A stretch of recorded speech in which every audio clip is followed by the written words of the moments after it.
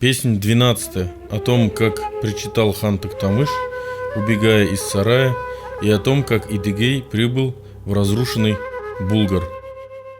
Эй, джигиты, когда убит именитый Бий-Урман, и когда из года в год наш нугайский нищает род, и когда Батыр-Шахназар в битве изранен вернулся с трудом, и когда пылает кругом светопреставление пожар, и когда близкокровный наш остается Алашем Алаш, и безродный правит как хан, и застилает глаза туман, и когда двугорбый верблюд падает, спотыкаясь на лед, и верблюжонок вслед не идет, и когда, пустившись в полет, сокола преследует гусь, хан, обессилев, кричит «боюсь», и когда, внушая страх, Бий в погоне, а хан в бегах, и когда Идыгей Мурза двинулся на сарай, как гроза.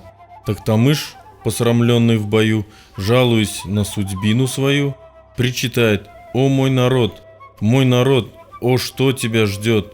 Снова движется вражья рать, чтоб тебя у меня отобрать. Не дождусь я светлого дня, сохранись и после меня. Род мой нугайский, будь сплочен, я с тобою опять разлучен. Сохранись и после меня. Стяг Чингиза черный, как ночь, тот, который поднять не вмочь. Даже дюжине богатырей, сохранись и после меня. Мощную мою орду дал я разбить себе на беду. Бочку утратил, в которой мед, меда лишившийся мой народ. Сохранись и после меня. Свой булат, обливавший водой, о Джанбай, расстаюсь я с тобой. Я покинул престол золотой, я с моей расстался страной. Дженике, молодой женой, красивощекой Ханеке и с черноокой Кюнеке, пусть расцветает после меня. 300 бесценных копий стальных, лебедь не мог пролететь мимо них. Ветка меня задеть не могла, стража, что меня берегла. Одногорбый верблюд Коронар, сердце защита, хотя и стар, быстротой затмевавший коня. С вами прощаюсь с этого дня, в здравии прибудьте после меня. Дом, где скончался Урман-Бий, где нищает нугайский род, где истекает кровью в степи Шахназар, Батыров оплот, где орда моя стала ядром, мне завещанный предками дом, где железом крепкий колец охранялся мой ханский дворец, в здравии прибудь и после меня.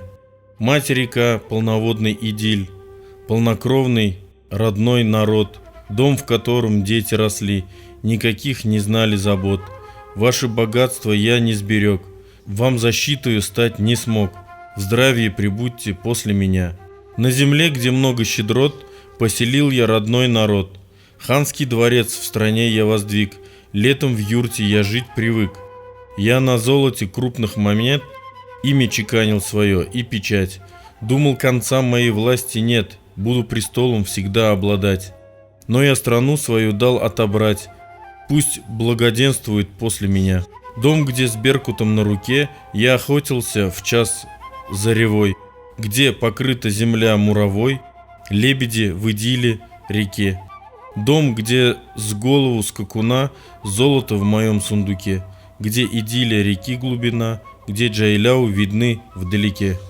Дом, в который вошла как жена, дорогая моя Джанике. Дом, где сроду не бедствовал я, где жену приветствовал я, перед возлюбленной склонясь, где белейшим из покрывал я любимую укрывал. Были бусы ее красны, пудра неслыханной белизны.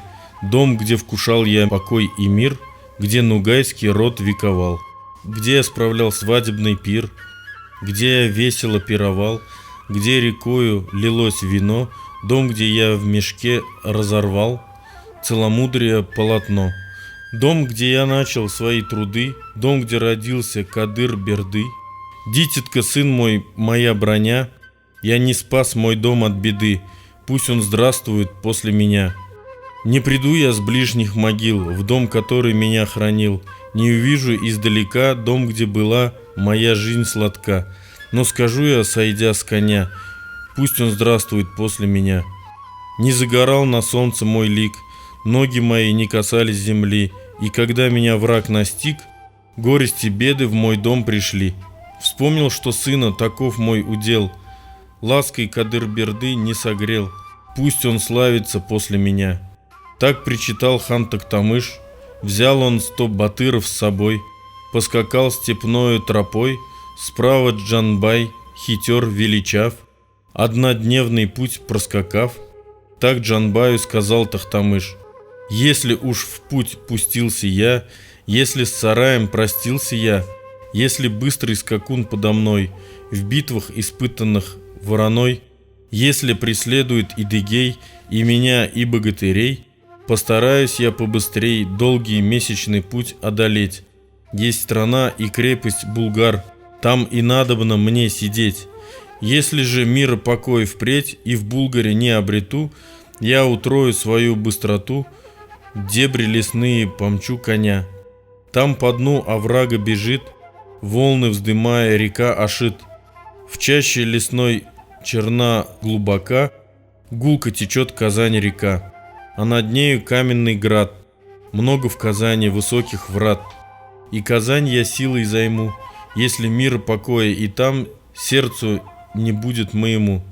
Переплыву я реку Чулман, перевалю через гору Джуке, а за этой горой вдалеке Иг течет в затишье лесном. Поднимусь до истока верхом, вновь окажусь я в степном краю, там сохраню я душу свою. И когда в глубине степной бегством спасался Тохтамыш, Идыгей овладел страной.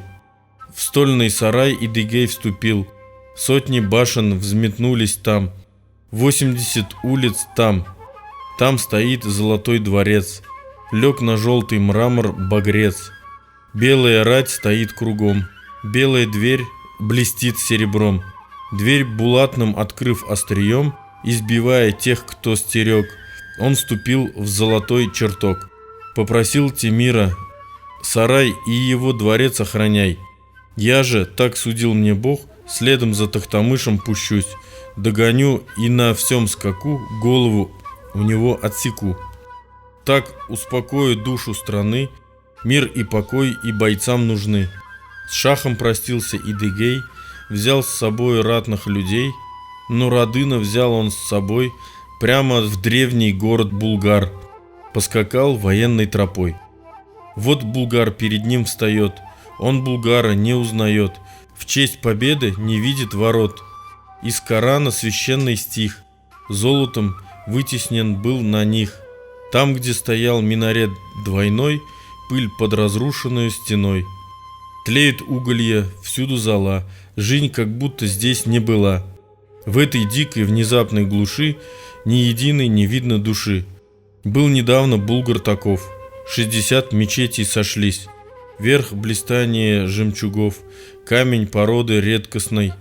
Будто из-под железных бровей минареты раскрыли глаза. Вот подъехал к ним Идыгей, уничтожила их гроза. Превратились в груду камней, над камнями вздымался дым. Идыгей увидал, под ним Вудайбий в печали сидел, был не старым, а посидел. Попросил его Идыгей: почему ты сидишь в пыли? Волосы почему твои стали степной полыни белей?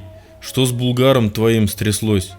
Так ответствовал Будайбий: видишь ты цвет моих волос, серым он стал, как знойная степь. Сын Чингиза Джучи был смел, разорить мой Булгар не сумел. Внук Чингиза Байду пришел, нанести он решил удар, но священный город Булгар покорил, а не разорил. Отпрыск Талха Забира пришел, лунных врат коснулся стопор, и врата сравнял он с землей, потому-то моя голова стала бела, как в степи трава, в знойной выгоревшей степи. Что же сделать мог Будайбий, если пошел и ты войной, а с тобой и наставник твой, чей отец Баба Туклас? Ты, Идыгей, свет моих глаз, почему же в богатый сарай, почему же к вратам дворца ты привел Тимира храмца, чтобы он разрушил наш край? Не захотел, не смог уберечь, деньги чеканящий, град отрячь. С прахом сравнял вражеский меч, деньги чеканящий град Булгар. Будай-би, охвачен тоской, голову обхватил, замолчал. Идыгей ему отвечал: «Не кручинься ты, Будай-би, ты увидишь еще, потерпи. Тохтамыша, чьей волей злой стал священный Булгар золой. Вместе с войском его истреблю, кровью бороду хана залью, обезглавлю его потом, с бородою обросшим ртом. Князя, что ворвался в наш дом, и 14 городов истребил огнем и мечом, и лопатами загребал множество золотых монет. Я заставлю держать ответ, злато вернуть заставлю я, и врага обезглавлю я, а когда страну укреплю, все твои восстановлю я 14 городов. Так и будет, мой Бий-Будай, не кручинься и не страдай». За Тохтамышем вслед Идыгей, чтобы настичь его поскорей, в лес углубился, где бежит, воды сгущая река Ашит. Воды катит Казань-река, в чаще трудной для седока. Над рекой каменный град, много в Казани высоких врат, но Казань разрушена дотла, только щебень кругом и зола, только пепел и пыль руин, Идыгей, а с ним Нурадын. К Собакулю, где розов рассвет, двинулись Тохтамышу вослед. Но до рассветов было двоим, скачущим за врагом своим.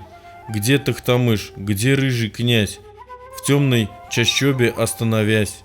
Идыгей сказал: «Нурадын, эй, Нурадын, послушай, мой сын, если Темир, страны властелин, пребывает в сарае моем, возвращусь-ка и я в свой дом, благодарный вославлю храмца и домой отправлю храмца. Эй, Нурадын, послушай меня, за Джуке-Тау помчи коня, гору минуешь, а за горой ик течет в чащобе глухой. Ты взметнись над потоком речным, степь да степь за истоком речным, на своем коне Сарале поскочи по этой земле, как взмахнет хвостом сарала, чтоб в хвосте не осталось узла. Скакуна ты поторопи, Тохтамыша настигни в степи. Не отходят от ханских очей 100 дородных, 100 силачей. Ты в живых не оставь никого, всех ты вырежь до одного. Если исполнишь мой наказ, если наступит победы час, ты обретешь то, что желал, коль моей покорятся руке. Розовощекая Ханеке и черноокая Кюнеке, ханша высокая Джанике, и душой воспылаешь ты, Ханеке возжелаешь ты, для тебя ее сохраню, но прикажи своему коню, Тохтамыша ты догоняй». Так сказав, поскакал в сарай, с сыном простившись Идыгей. Он достиг столицы своей, всюду щебень смешан с золой, поскакал во дворец золотой, двери хан сарая раскрыл, подлых проклиная раскрыл, увидал в кольчуге стальной, средь визиров, довольных собой, восседает хан Кайгырчык. «Где шах Темир?» — Идыгей спросил. Так отвечал хан Кайгырчык: «Шах Темир, владыка-владык, с попугаем вещим своим, с драгоценным древом золотым, с золотом, что хранилось в казне, с троном верхом на белом слоне, с множеством красавиц-рабынь, с достоянием всей страны, этим богатством нет цены. Тучи пыли, взметнув над собой, ускакал степною тропой, удалился в свой Самарканд. Ныне твоя страна его, власть его и казна его. Мне повелел наместником стать, руку его скрепила печать. 10 тысяч мне войск подчинил, ныне я хочу, Идыгей, чтобы ты предо мною склонил буйную голову свою. Взысканный славой Идыгей, орлиноглавый Идыгей, мне отныне ты подчинись, ибо мой прародитель Чингис, бием будешь прочих знатней». Так ответствовал Идыгей: «Если с ног сам Хромоног сбил страну мою шах Темир, если этот разбойник-эмир дома Идиля нарушил покой, если ты стал Темиру слугой, если Чингис прародитель твой, если ты в кольчуге стальной будешь хорошей дубиной моей». С этим приблизился Идыгей, Кайгырчыка за ногу хвать, превратил ее в рукоять, Кайгырчыковой головой, как дубовую булавой, 20 визиров стал ударять, 30 биев стал разгонять. Ярость в сердце его вошла, все упали, крича «Аллах!». Всех разметая вышел он, из хан-сарая вышел он, 10 000 войск поднялись, будто ветер взметнул их ввысь. Все полки Едыгей сгрудил, колотил он их, колотил, истребил дубиной живой, с поднятой высоко головой. Едыгей тревогу забил, чтоб услыхали и степь, и град, чтоб в стране загремел набат. Чей этот день? Столетие чье? Едыгея столетие мое. Чье это время? Время чье? Едыгея время мое. Услыхали град и страна, власть Тохтамыша сокрушена. Всех собрав подневольных людей, освободил рабов Едыгей. Юношей запретил продавать, золото начал он раздавать, чтоб возрадовались бедняки. Весь народ приказал созвать, живший у Идиля реки. Для народа устроил всего пиршественное торжество. Прежде был беспорядок, разброд, пребывал без совета народ. Выбрал опытных, мудрых мужей, учредил диван Едыгей, поднял из руин города, и войска укрепил он тогда.